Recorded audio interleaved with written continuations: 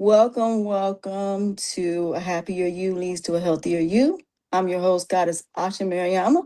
I have Mr. Ty Gibson, and through his health and wellness journey of multiple issues medically, he found the positive mindset as he went through this journey. And now he is sharing this with millions of others of how to overcome adversity and negativity through all aspects to find that positive light at the end of the tunnel, that bridge and that balance between positive energy and negative energy to where we make it into something that we take and not only learn from it, but we now use it as a weapon. We use it as a strength. How are you doing? I am awesome, man. What a great intro there. That was awesome. Thank you for that. You're No, I'm doing welcome. great. I'm doing great. Thanks for Now, having me. of course, tell me about your journey because when you and I had that conversation, it was phenomenal. I learned so much because you and I had similar journeys medically where there were no answers, no solutions. You're going to doctors, they're telling you nothing's wrong, and you had to find your own answers, which led you to, even though, like, I have chronic pain, and it's one of those things when you live with CRPS and you live with all these chronic pains, the pain just goes from one place to another. So if they give you, like, for example, oxycodone, when they give you different medications, it'll deal with one thing, but it's not a permanent solution. Right. And you have people that are going into depression and suicidal thoughts and anxiety, and they cannot get through it because they have that pain every day. How did you get to the point of that positive mind frame that you're now sharing with your clients? And you bring up a really good point talking about, just kind of moving our problems, right? I mean, we moving our pains, moving our problems, whatever that may be in each one of our worlds. But medically, I was diagnosed with diabetes at the age of 8 with juvenile diabetes and type 1. And this is going to show my age, but it was back in the 70s. Back in the 70s, um, and the medical technology has come so far, right? So but then, I mean, I was a brittle diabetic. I mean, I couldn't. My blood sugars were all over the place, and finally, after about 2 years of that, I was brought to Houston, Texas Children's Hospital. I grew up in the Houston area, and they were working on with it was more of a chemotherapy type syringe pump, and we put insulin in this thing, and I started wearing it as an insulin pump. um that was the only way they were trying to get me to find some way of controlling these brittle blood sugars and brittle diabetes that I was dealing with. So at a young age, obviously I was at 8 and 10 years old, I was living in the hospitals. Um, and it really didn't stop there. I continued to have a lot of medical challenges through just trying to control diabetes.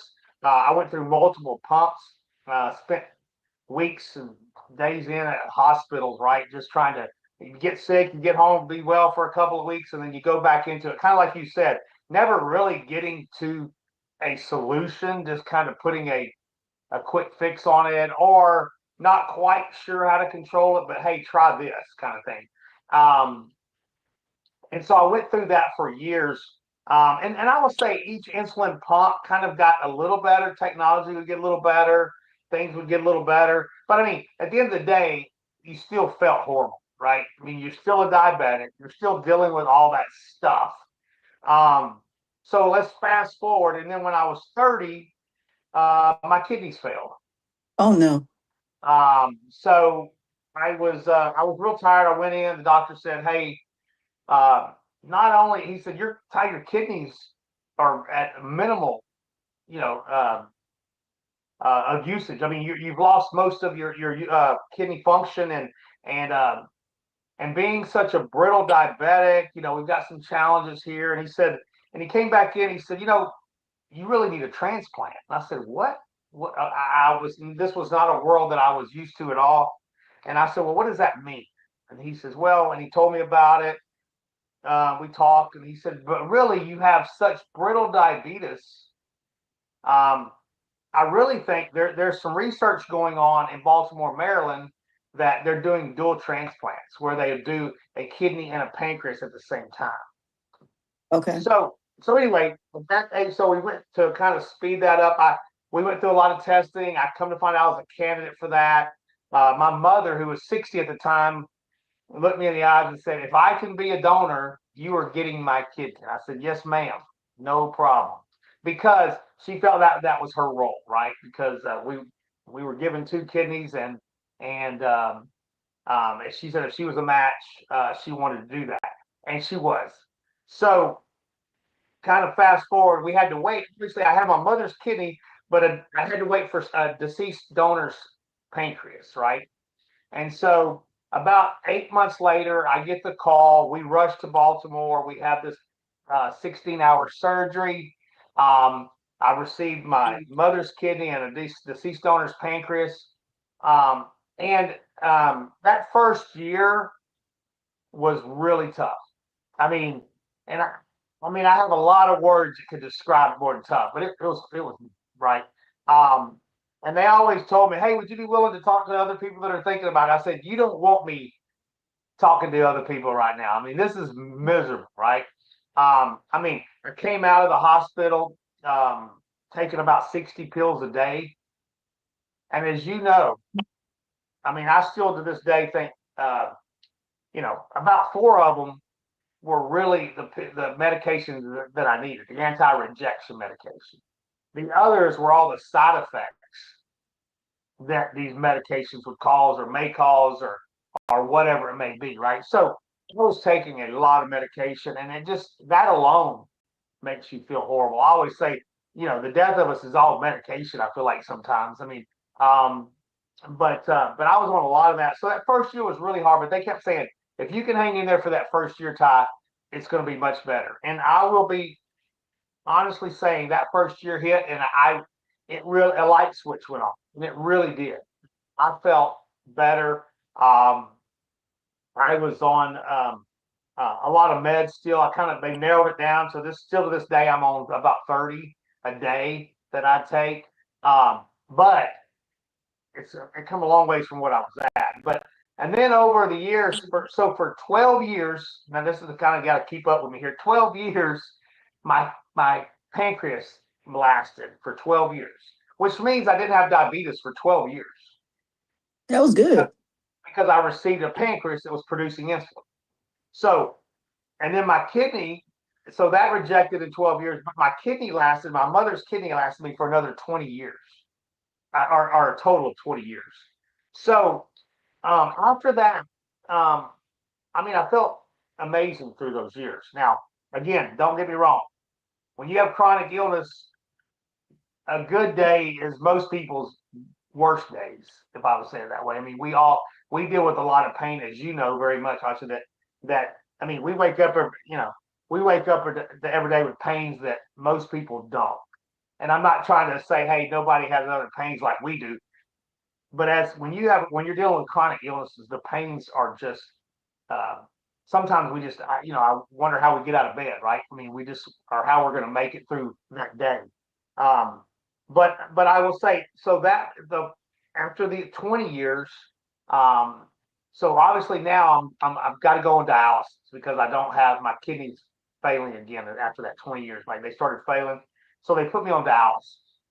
And I say this all the time. A dialysis center is, I mean, it's a blessing that they have them, but that is a hopeless place because I mean, you're in there. People are in there on their last leg, just trying to hold on with whatever hope they have, right? And it's a really hard time. I would go 4 in the morning, 3 days a week, and I would get out at 9 o'clock, 9:30, and then I would go to work, and that was hard. I mean, and then I'd try to go to work and act like everything was good because I owned the company, and people were looking at me as their leader, right? And I had to be their cheerleader, and I had to go solve the problem, whatever it is they were dealing with.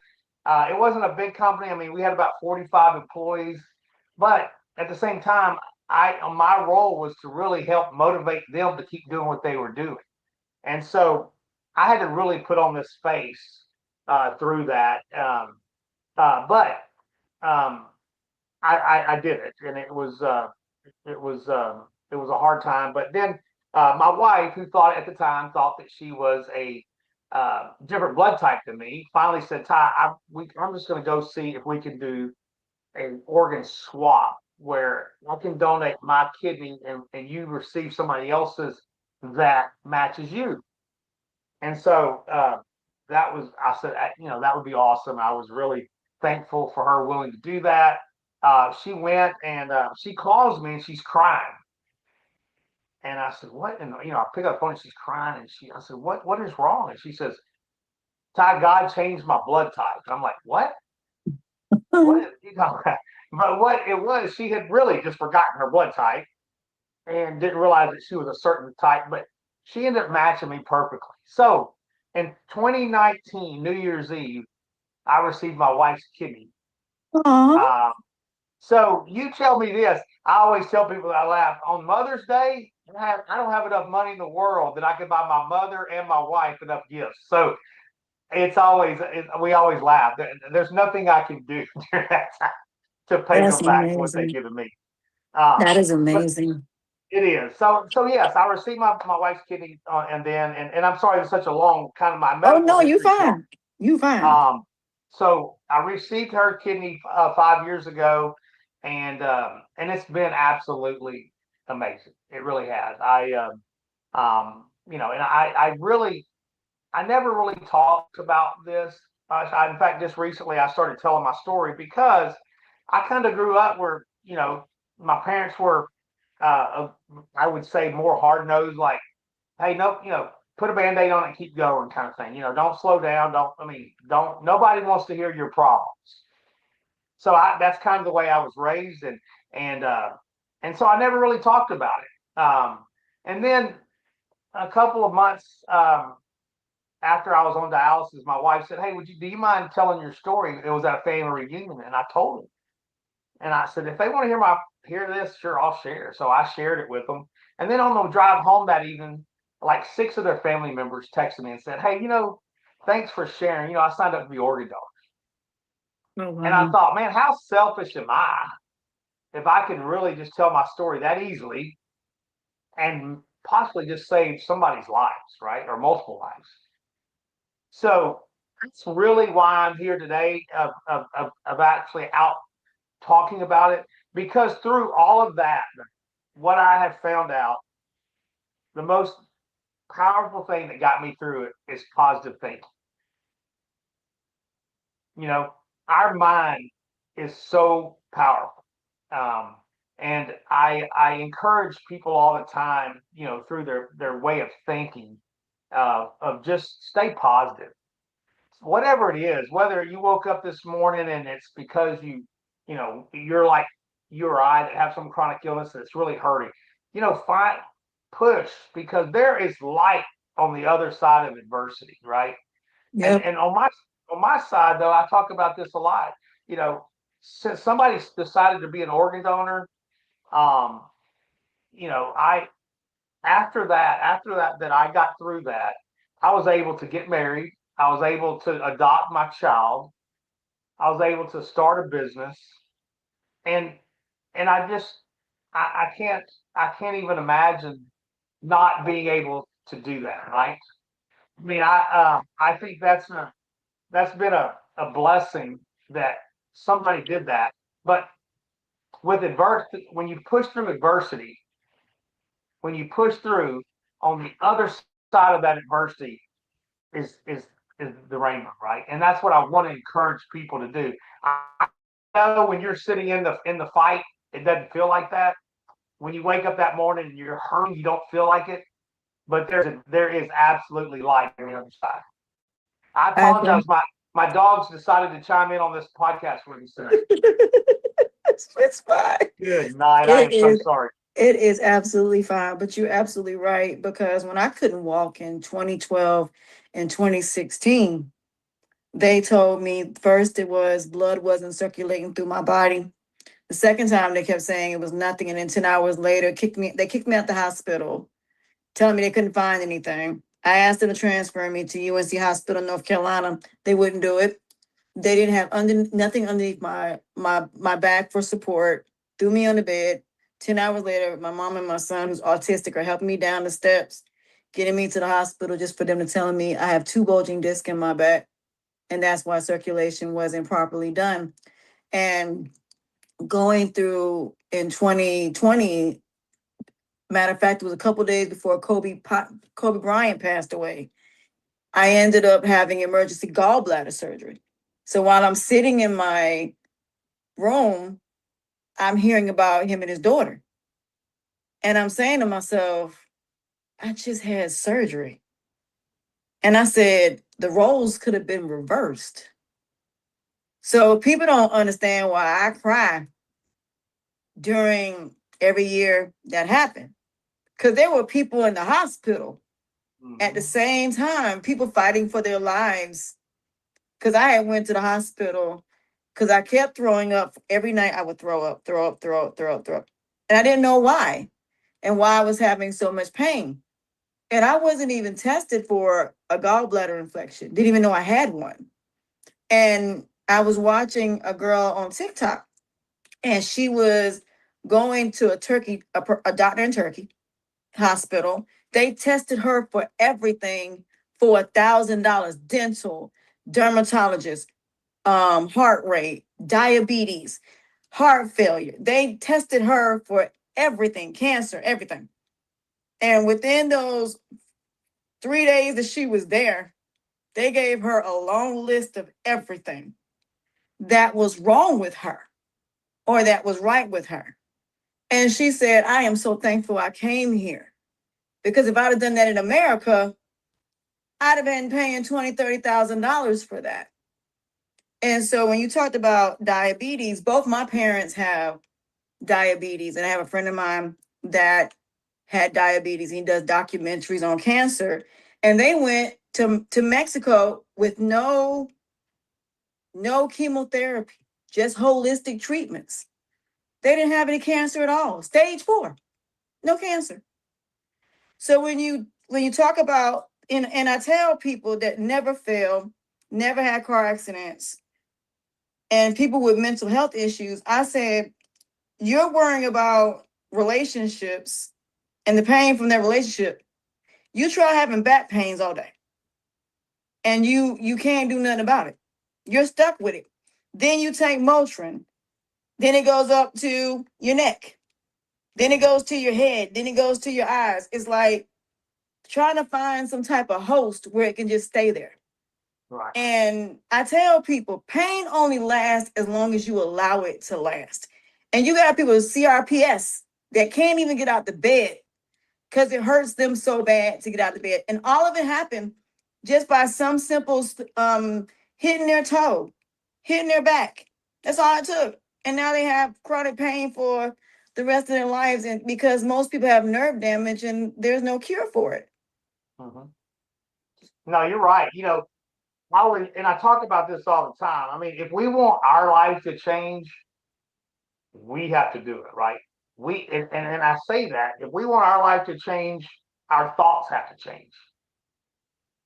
Because I mean, it is, there's so many studies on this as you're talking about. I mean, holistic side of things, and the way I talk about this a lot. And the 3 steps that I talk about is, I talk about, one, when I go through adversity, I talk about grow or die. And when I say die, I don't mean die death. I'm talking about the death of a dream, a vision, hope, a purpose. Don't, but I mean, are we going to get better, or are we going to let all of that go? Right. And that's what we do. So what I'm talking about right here is grow or die. That's what we do. Hope or despair is how we think, right? Are we going to be hopeful? Are we going to be, it goes back to negative thinking or positive thinking, right? Are we hopeful, or be despair? And then humor or drama. And that's how we talk. So it's what we do, it's how we think, and it's how we talk.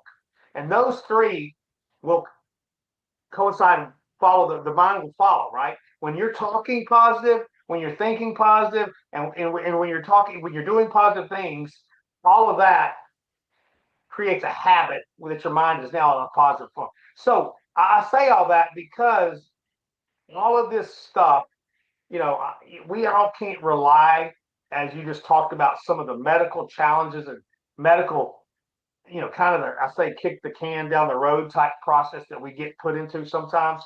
But really, sometimes we just got to look in the mirror and go, we're going to be the one to change that, right?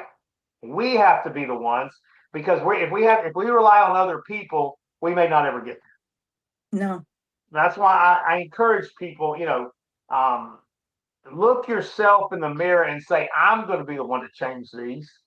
I'm going to, if something wants to change, it's going to have to be through me. And through me is going to have to be positive thinking, change our thoughts, you know, because positive thinking is not just optimism.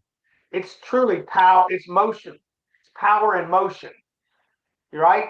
And when we shift our thinking, it'll shift our world. And just think if we could shift our world to a positive thinking mode, you know, it's really I mean, it could be amazing what can happen. I And agree. and I think that's why people like you and I are still here because if we don't think positive and we don't step out and try to do our things on, you know, through a positive thinking, then I mean we could easily sit here and talk on this call for 30 minutes of all the things that we've had wrong with us and that how bad things are. But you know what? You've done amazing things through all what you've been through. You've pushed through it. And now you're out encouraging people, which is great. You're encouraging people to think outside the normal ways of going, you know, but to do more holistic, more, you know, like I'm talking, do the mirror test, right? Look in the mirror and go, if it's going to change, it's going to be because of me. And I think that will help a lot. I agree. And it's also your environment. I tell people that too. Environment plays a very big part because the environment that you're in, if you're in an environment where there's a bunch of negativity, no opportunities, everything is down here. And, you know, when I think about Bruce Lipton and Joe Dispenza, they talk about this, the consciousness and the subconsciousness and how that our past plays such a role of that Humpty Dumpty. And some people said, what do you mean? I said, do you not understand what Humpty Dumpty stands for? I said, the whole story of Humpty Dumpty was he was on that wall. The question is, was he going to fall back or was he going to go forward? But we never knew which way he fell because it just said he fell. And it said all the king's horsemen and all the king's men couldn't put Humpty Dumpty back together again because he was dead, because he was stuck between the moving forward and going backwards. And I tell people, you have to close chapters. You have to let go of the emotions of what people have done to you because they will still have a hold on you. They will still be able to control your life. They will still be able to have those tides. I had somebody spiritually tell me, you have a bunch of spiritual weight. And I was like, what is spiritual weight? This is weight you took on when you said you want to help people, that you took on other people's problems that weren't yours. And now you're the one dealing with the consequences of that. You're dealing with people that you were trying to love you that you shouldn't even have tried in the first place. You shouldn't have to go through all these hoops and bounds and lowering yourself to build other people up. And I tell people that you don't understand the health damages that you go through when you are trying to lower yourself to bring people to a level that you are, or when you're taking on your family dynamic. Like I saw this one video where this girl was paying her parents' bills, her sister's bills, and they were talking about her like she was an ATM. And then she finally cut them off, and she said the weight that she felt when she cut them off, it was a release.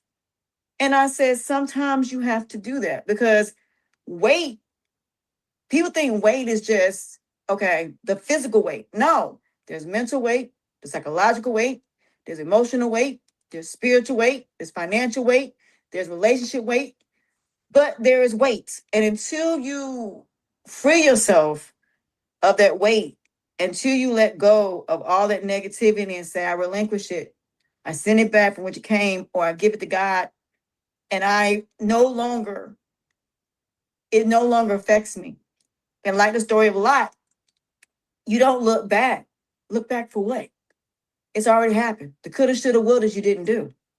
Now it's about what you're going to do now to move forward, to have that inner peace and quiet and that positive mindset. So when you go into the world, even though you know the world is negative, you have taken all your flaws and imperfections, your disabilities, and every challenge you've been through, and now they're your armor. They're your strengths. So nobody can use it against you because you've dealt with it. And I always say to people, you're going to bring up something that happened 20 years ago that I've already made amends to the people that I've wronged for. Me and that person have already resolved it. I've already forgiven this person, but you're bringing it up for what? You're a little 20 minutes, 20 years late. So when you go through that healing and recovery, it leads you to that positive mindset that no matter what I go through, yes, I'm going to go through this challenge. Yes, I got to sit still. Yes, I got to go through the pain of this. Yes, I got to deal with the process, the emotions of it. But I'm not going to let those emotions stay longer than necessary. No, that's great. I mean, you got some great stuff. I love you. Last time we had this conversation, I left there writing a couple of notes. You bring out some great stuff, and I appreciate that. But yeah, I mean, you're preaching to the choir here. I love what you're saying, and it's so true. You know, the my I have a podcast that I do, and it's called the No Option Mindset, right? And all I do is talk about people dealing with adversity. And I say this because the term no options sometimes, and that was developed. People ask me, how did you get through that? Well, when I have a 6-year-old daughter, I'm heading to a dual transplant at the time and had a 50-50 shot of survival. How do you look that 6-year-old in the eyes and not knowing if I'm ever going to come back and see her? Or do I, but I know that I need to do it to have a better life to be able to be there for her. People say, how'd you do that? I said, well, there was no options. I knew I didn't have had a short term here, but if I could get through this, then I could be with my daughter and watch her walk down the aisle, which by the way, my oldest is walking down the aisle in December. So I'm super excited. That's been a dream come true for me. Um, but my point is whatever, if just think, if we look at these things like you're talking about, letting go of the past, people that are holding you on, that are dragging you down. If we put a mindset in that we say no options, you know what, I've got a goal and there are no options except for me to achieve that goal, whether that goal be a daily goal or whether it be a annual goal or a lifetime goal, right? Don't let all these options come at you and let you pull them down. Don't let, whether that options be people or whatever that options are, or if it's just a plan B, just because, oh, this is an easier route. No, if you want to achieve your goal, then have no options but to achieve your goal, and don't let people bring you down with words or actions or whatever that looks like. Right? Stay focused and have a no option mindset, and then again, positive thinking. I mean, I'm just amazed the more and more I've dove into this of how powerful our mind is. You know, um, I mean, well, the placebo effect, right? I mean, we talk about that where they treat patients with, and they take 20 patients and they treat them with this drug or whatever, and they think, and they all have the same whatever it may be they're treating. Some get a medication and some are getting basically nothing, but they think they're getting treated.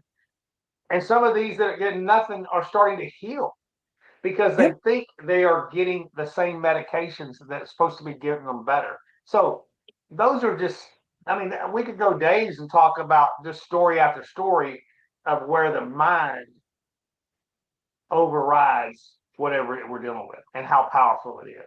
And it no matter what age we are, right? I mean, if we're Yep. talking to some young kids out there today, don't let, grow or die. Don't let your dreams, your vision, your purpose die because something got in the way. I You know, absolutely agree. have a positive mind and get through it. So, I uh, agree. yeah, no, I really enjoy. I mean, I could go days on this stuff. I love I love talking about it. And, really say, I never in my wildest dreams thought that I would be on podcast or doing public speaking or, doing keynotes. But because I'm a small town guy, really, and I'm not a good public speaker. But I have a story and I have a passion to help people through their whatever adversity they're dealing with. And you know what's funny about that though? It always takes the worst situations for you to see what you can do. Just like same thing with me. I didn't think I was going to be a podcaster. I didn't think that I was going to be having conversations with people like with Stacy Nye about the fix code, where she talks about close your eyes and go back. How do you feel? She asked me, she said, how do you feel? I said, I feel stuck. Why do you feel stuck? I feel rejected. She said, let's go back to the first rejection and the first time you were stuck. And I want you to sit there for a minute and I just want you to watch things, just go back. I literally could see every rejection I ever went through. Got back to when I was a kid, when my parents first gave me my first rejection, when they first told me no. And then she said, do you remember when you look and see when you were born? I said, okay. I saw that. And as she was telling me to come back, she was counting back. It was in slow motion, but it was still light speed. I could, like the movie Flash, where everything was in slow motion, but it was still going at light speed. I could literally see all the rejection. And as I was going through it, it was relinquishing at the same time. And when I woke, when I opened my eyes, she said, how do you feel? I said, so much better. She said, you don't even think about it, do you? I said, no. She said, do you see? There you go. Because your feelings were holding on to it. Your mind been let it go. But your emotions have not, because you haven't relinquished it. And that's how you relinquish power over people, is through relinquishing the emotions that are connected to it. So when we go to therapy, we talk about it, but we don't relinquish it.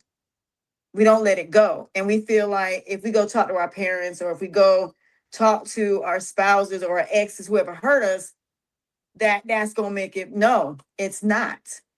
The only thing, you're never going to get the apology that you want. You're never going to get the answers that you want. You're just going to get the excuses, because they don't think they did anything wrong. And even if they apologize, it's not going to make you feel any better. It doesn't change the fact that they hurt you.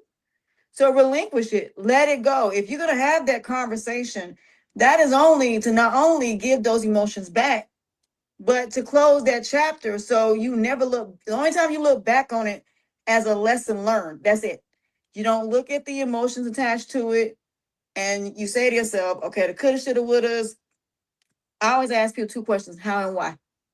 The when, what, where does not matter. The what part may be multiple different questions, but those two, how and why. Why did you do it? And how are you going to let go of it? How are you going to move on? And how are you going to adapt to this new version of you? Because you can't be the new version of you if you healed from it physically. You talked about it, but you haven't relinquished it. You got to relinquish it first before you can even heal from it. You're so right. I mean, you're dead on. And you brought up a point a while ago that I wanted to bring back. You said, talk about your surroundings.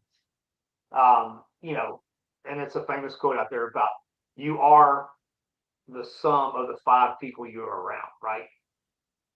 Yeah. So, you know, I mean, if we all think about that for just a minute, who are the five people that I surround myself with the most? Are they bringing me up? Are they pulling me down? If you're somebody that's saying that they're pulling you down, then I highly encourage you to go through a process and find the people that will bring you up. Because sometimes the people that we love the most, we really find out they're the ones that are bringing us down the most. Yeah. So I'm not just saying friends. I'm telling you, look at the five people that we surround ourselves the most, and that, whether we want to think it or not, that is who we are. We are the sum of the five people that we surround ourselves with. Les Brown he's the best at talking about that. I mean, it's so true. I mean, if you think about, our surroundings, and I mean, I was just talking to a young gentleman the other day and was talking about his employment and how bad of an environment, and he was asking, what do I do? I said, find a different environment. Period. You find a different environment because that environment is pulling you down. So I encourage people. I mean, life is amazing. Life is an amazing place, and life is what we make it, right? So again, uh, you get the pot. If we can get our mindset on a positive side of it, it really makes our life an amazing place. It does. It does. But also understanding that even though you may not want to hear the negativity, you need to hear it because Sure, it will that's how prepare we grow. you for, you may not think that negativity may not be true. It's not true because of the accusation. It's true because that is how that person sees you. That's their truth and it's not your truth.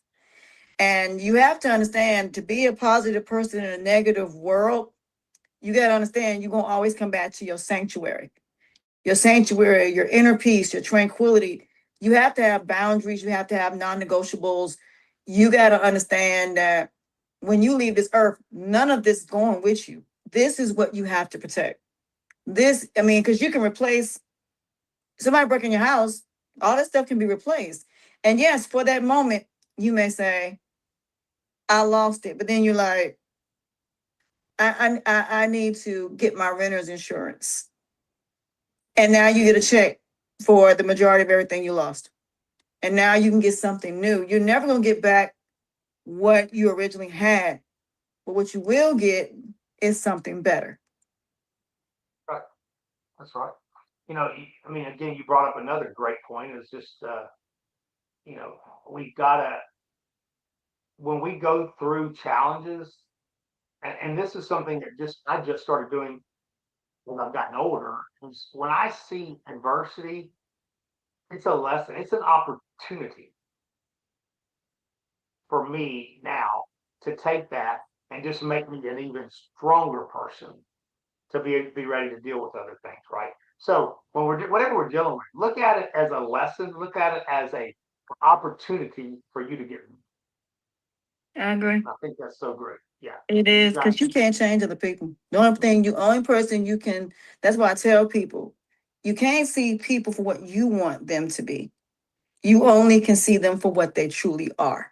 The only person that you can see things for what you want them to be is you. That's it. That's all. Because once you accept that, then you won't be trying to build everybody else up. You won't be trying to take everything else on your shoulders. You won't be lowering yourself to where you're stagnant. And then 45 years, you're saying, I didn't accomplish anything. Because when you build these people, they're going to move on to someone else. They're going to move on to something else. And you're still going to be stagnant because you're always the people pleaser. You're the one that's sitting there and being a seed filler. And that's it. So the positivity, don't get me wrong, you can be a good person, you can be a godly person, but you can't be a fool. And that's the part I think we as positive people have to learn. That world is what it is. The negativity is there. But how do I decide what I choose to deal with and what is beyond my control? How do I say, you know what? You have a nice day. You say something negative, okay, cool. You said how you felt. I don't have nothing to respond to it. I have nothing to say to it. God bless you. I'm going because when I come back to my sanctuary, nothing that matters out there matters.